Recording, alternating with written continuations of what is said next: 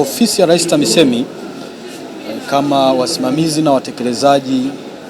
wa sera zinazohusiana na masuala ya sanaa, utamaduni na uhifadhi,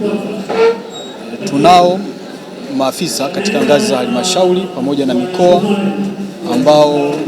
ndio hasa waliopo katika maeneo ambapo mambo haya yanatakiwa kuanzia, lakini kuibuliwa na kutunzwa. Kwa hiyo katika kutambua hilo,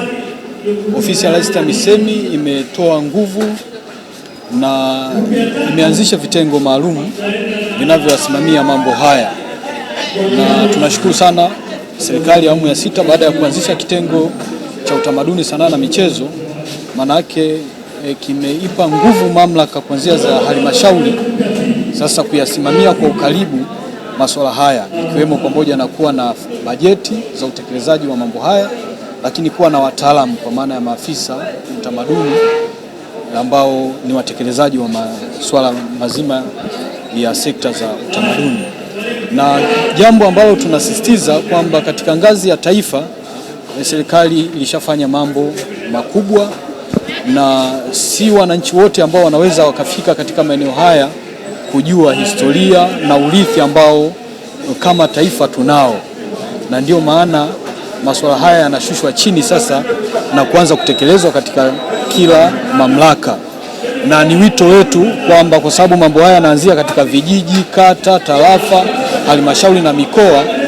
kwamba maafisa tulionao katika ngazi hizo kubaini, kutambua na kuweka mikakati ya kuhifadhi utamaduni huu ili kuja kulisisha vizazi vijavyo, kwa sababu jamii ili iwe imara lazima ijue historia yake kuanzia ilipotoka hadi hatua iliyofikia. Kwa hiyo sisi mipango na mikakati yetu ni kuhakikisha kwamba hakuna urithi unaopotea,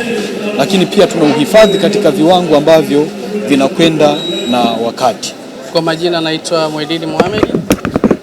Iza kutoka mkoa wa Lindi, wilaya ya Nachingwea, ni afisa utamaduni. Tuko hapa Makumbusho ya Taifa kuweza kujifunza mambo mbalimbali ambayo yameachwa kama ni alama ya taifa letu, ili sisi wengine wa miaka ya sasa tujue taifa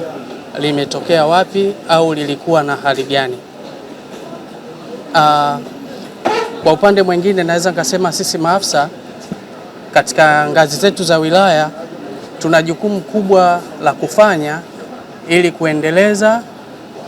na kutunza na kuibua mambo mbalimbali ambayo ni alama ya taifa letu, kwa sababu kuna vitu vingi ambavyo viko kwenye mikoa yetu leo havijagundulika kama ni sehemu ya makumbusho katika taifa letu. Hayo ndio mambo makubwa ambayo nimejifunza au tutakayoenda kuyafanya katika wilaya na mikoa yetu.